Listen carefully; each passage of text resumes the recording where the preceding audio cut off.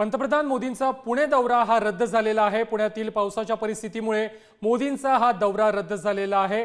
पुण्यामध्ये मेट्रोचं लोकार्पण मोदींच्या हस्ते होणार होता। संध्याकाळी 7 वाजता हा कार्यक्रम आयोजित करण्यात आलेला होता। मात्र काल झालेल्या पुण्यातील मुसळधार पावसामुळे आजचा मोदींचा दौरा हा रद्द करण्यात आला आहे।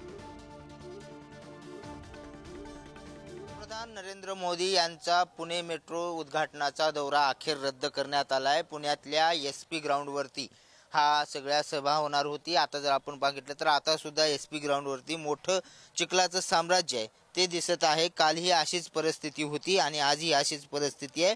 मात्र हवामानाच्या अंदाजानुसार हा दौरा रद्द झाला असल्याचं दिल्लीतून सांगण्यात आलेलं आहे। मात्र या ठिकाणी आता पुणे मेट्रोचा जो भव्य स्टेज आहे तो आपण पुढे बघतोय, ज्या ठिकाणी पंतप्रधान नरेंद्र मोदी सर्वांना संबोधित करणार होते, याच ठिकाणावरून उद्घाटन करणार होते। जवळपास 50,000 लोकांची जी व्यवस्था आहे ती महामेट्रोकडून या ग्राउंडवरती करण्यात आलेली होती। त्याची सगळी तयारी जी आहे ती महामेट्रोने पुणेकरांच्या किंवा मान्यवरांच्या हस्ते पुणे मेट्रो आजपासून सुरू करण्याची मागणी काँग्रेस आमदार रवींद्र धंगेकर यांनी केलेली आहे। मेट्रोचं काम न थांबता पुणेकरांसाठी मेट्रो आजपासून सुरू करण्याची मागणी देखील धंगेकरांनी केली आहे।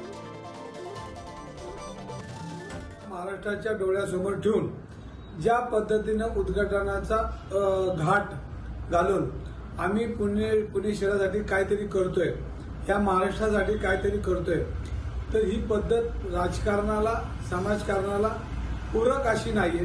ह्याच्यामध्ये राजकारण बाजूला ठेवून मेट्रोचं उद्घाटनही करायला पाहिजे होतं। पण आज पुणेकरांच्या एक ज्येष्ठ नागरिक असेल, कुठलं मान्यवर असेल, त्यांच्या हातून आज उद्घाटन करून हा भुयारी मार्ग चालू करावा आणि ह्याच्यामध्ये वारंवार निवडणुका डोळ्यासमोर ठेवून जनतेच्या तिजोरीचा पैसा खर्च करू नये अशी आमची मोदी साहेबांना विनंती आहे, या प्रशासनाला विनंती आहे।